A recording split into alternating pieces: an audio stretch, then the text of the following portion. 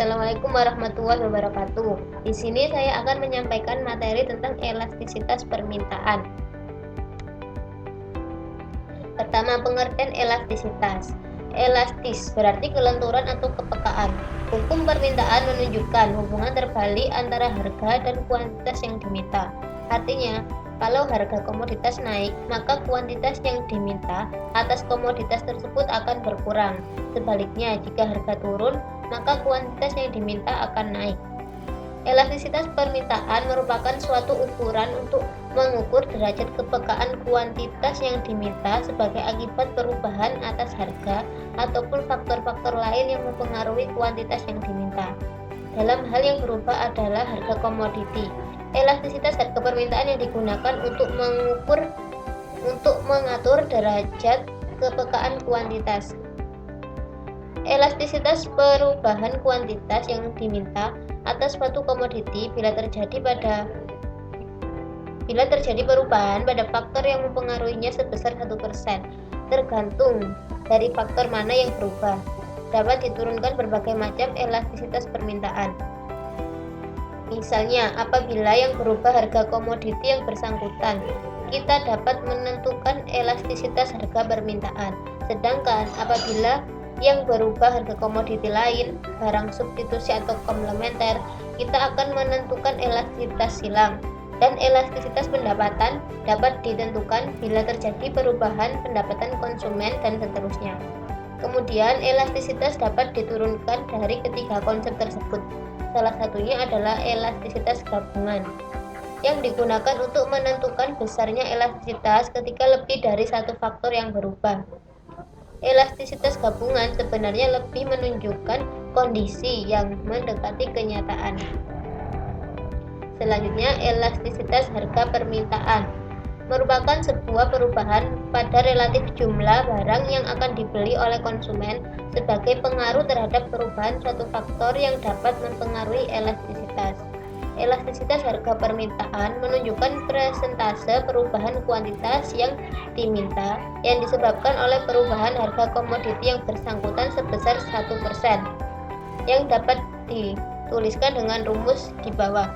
EH sama dengan persen perubahan kuantitas yang diminta per persen perubahan harga komoditi. Sama dengan Q2 min Q1 per Q1 per P2 min P1 per P1. Jadi delta Q per Q per delta P per P. Yang jadi rumusnya delta Q kali P per delta P per kali Q. Selanjutnya, jenis-jenis elastisitas harga. Pertama, elastisitas uniter, yaitu sebuah permintaan dapat dikatakan elastis jika elastisitasnya EH sama dengan 1. Apabila harga suatu barang berubah, maka persentase perubahan permintaan berbanding lurus dengan persentase perubahan harga. Artinya, perubahan kuantitas yang diminta sama besar dengan perubahan harga. Kedua, elastisitas sempurna. Dikatakan elastisitas sempurna apabila permintaannya tak terhingga. Artinya, kuantitas yang diminta akan berubah lebih besar daripada perubahan harga. Ketiga, inelastisitas, yaitu kuantitas yang diminta akan berubah lebih kecil daripada perubahan harga. Selanjutnya, elastisitas harga permintaan titik. Elastisitas harga permintaan adalah koefisien elastisitas harga permintaan antara suatu titik pada kurva permintaan.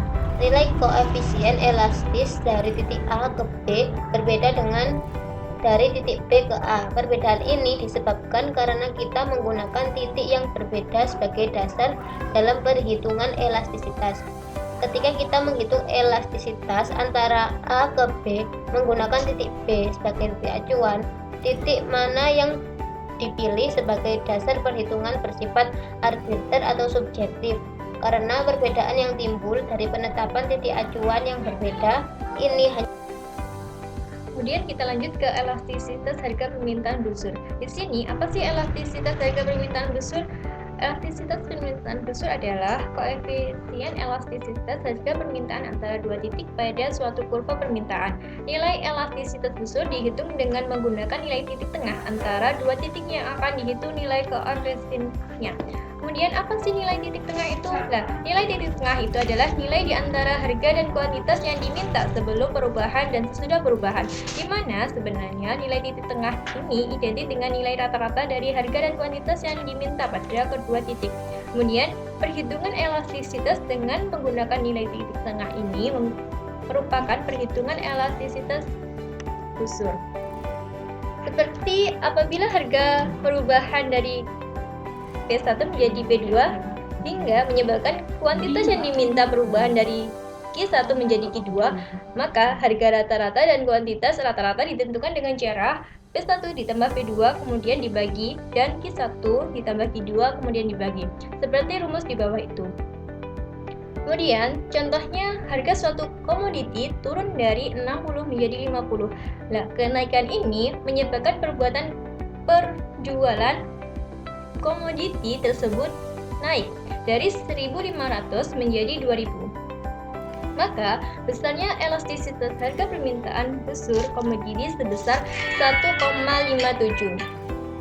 Kemudian, hubungan elastisitas harga permintaan dan penerimaan. Di sini, elastisitas harga permintaan juga menunjukkan efek perubahan harga komoditi terhadap penerimaan total yang dihasilkan dari penjualan komoditi tersebut. Nah, hal ini dapat terjadi karena TR sama dengan PR atau QD, sehingga kita bisa mengetahui bagaimana efek adanya perubahan harga P terhadap penerimaan total atau TR.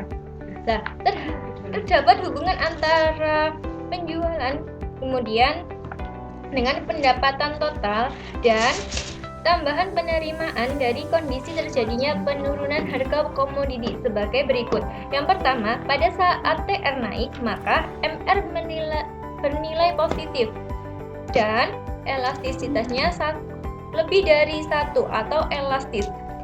Kemudian yang kedua, pada saat TR mencapai nilai maksimum yaitu sebesar 30 unit, pada saat itu MR bernilai 0 dan elastisitas sama dengan 1 atau uniter.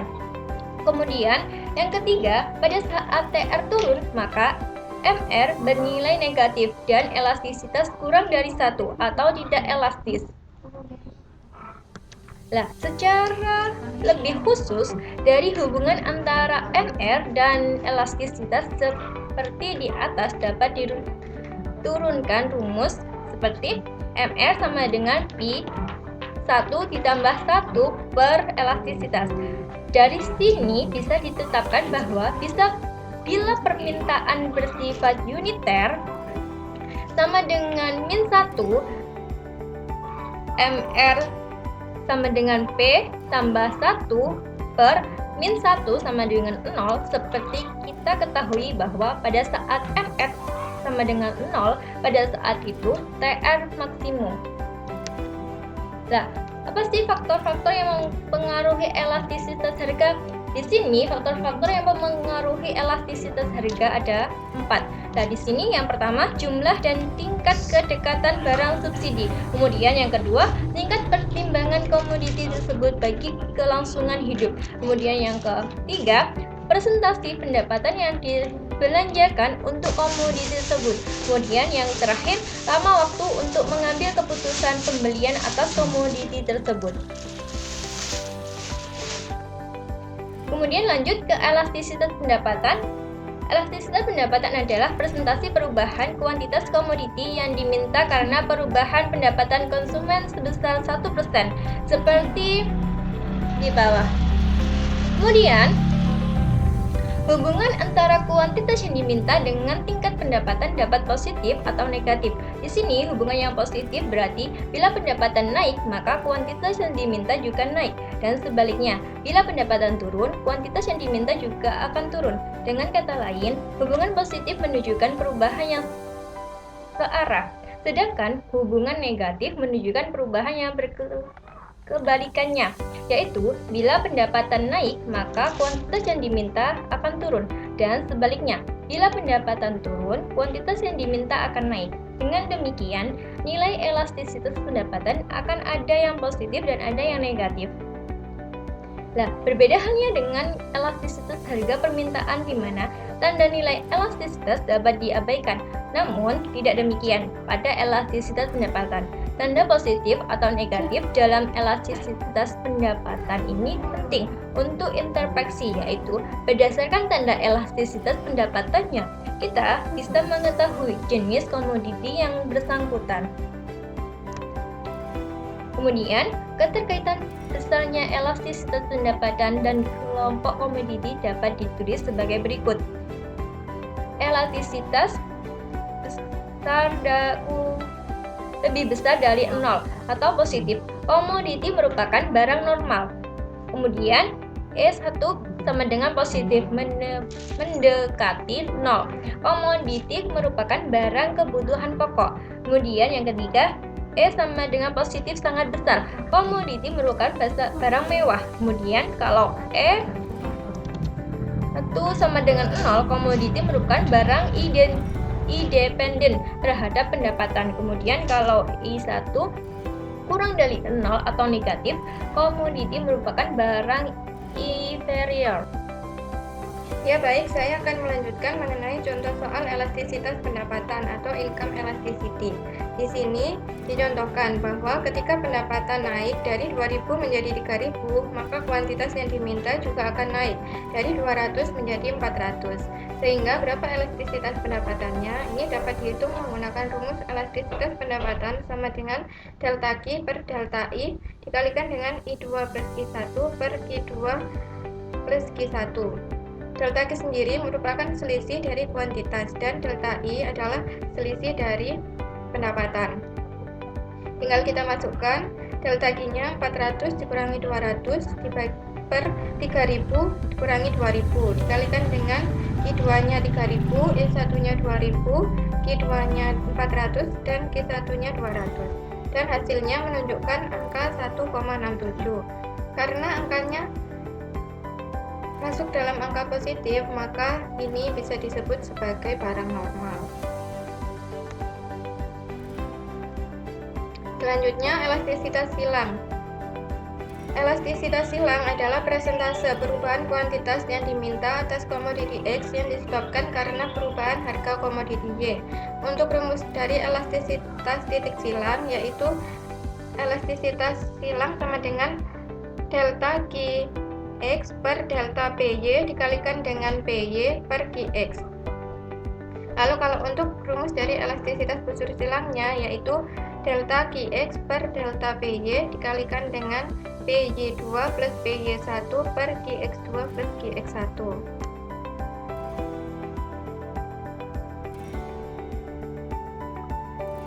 Keterkaitan antara besarnya elastisitas silang dengan sifat hubungan antara komoditi X dan Y adalah sebagai berikut. Yang pertama, EXY lebih besar dari 0, maka X dan Y bersifat saling substitusi, yaitu bila naiknya kuantitas yang diminta dari X menyebabkan turunnya kuantitas yang diminta dari Y. Dan yang kedua, EXY sama dengan 0, maka X dan Y bersifat saling independen. Dan yang ketiga, EXY kurang dari 0 atau negatif, maka X dan Y bersifat komplement. Bila kenaikan kuantitas yang diminta dari komoditi X juga menyebabkan naiknya kuantitas komoditi Y. Untuk contoh soal dari elastisitas silang sendiri, yaitu untuk komoditi X dan Y dengan harga dan kuantitas yang diminta masing-masing komoditi seperti pada tabel di bawah ini. Dari tabel bisa kita lihat bahwa naiknya harga komoditi X dari 20 menjadi 30 menyebabkan kuantitas yang diminta atas komoditi Y juga mengalami kenaikan dari 40 menjadi 50, walaupun harga komoditi X tidak berubah. Dengan demikian, elastisitas silang antara X dan Y adalah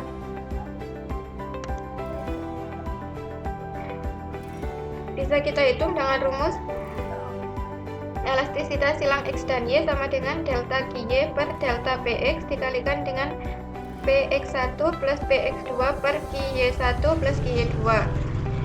tinggal kita masukkan delta Q-nya 50 dikurangi 40 per 30 dikurangi 20 dikalikan 20 per 30, 20 plus 30 per 40 plus 50 dan hasilnya 0,56. Nah, karena nilai elastisitasnya ini positif, maka berarti dapat disimpulkan bahwa hubungan antara X dan Y adalah substitusi. Bab selanjutnya yaitu elastisitas iklan atau advertising elasticity. Elastisitas iklan digunakan untuk mengukur responsivitas penjualan terhadap perubahan pengeluaran iklan. Walaupun konsep ini merupakan konsep elastisitas yang kurang umum, namun baik, selanjutnya elastisitas iklan atau advertising elasticity. Elastisitas iklan digunakan untuk mengukur responsivitas penjualan terhadap perubahan pengeluaran iklan. Walaupun konsep ini merupakan konsep elastisitas yang kurang umum, namun dapat memberi gambaran derajat kepekaan kuantitas yang dapat dijual bila pengeluaran iklan diubah.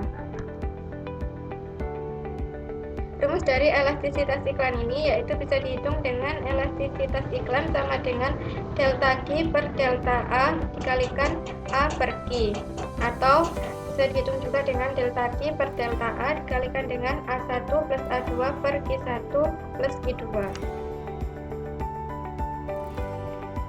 Selanjutnya, efek gabungan dari elastisitas permintaan.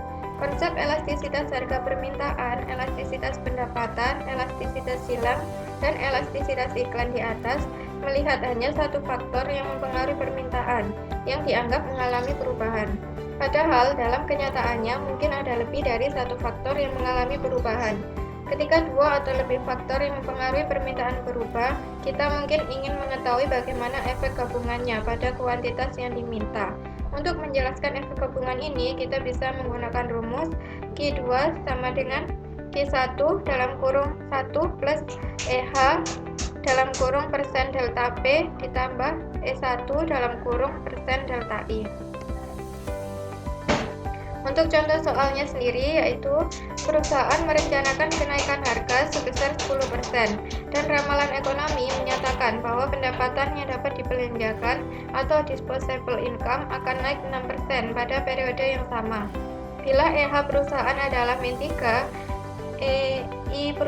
EI sebesar 2 dan kuantitas yang terjual G sebesar 2000 unit, maka kuantitas setelah perubahan adalah sebesar Q2 sama dengan Q1 nya kita masukkan 2000 dalam kurung 1 plus EH nya min 3, lalu persen delta P nya 0,1 ditambah dengan E1 nya 2 dan persen delta I nya 0,06 dan didapatkan hasil 1980 unit.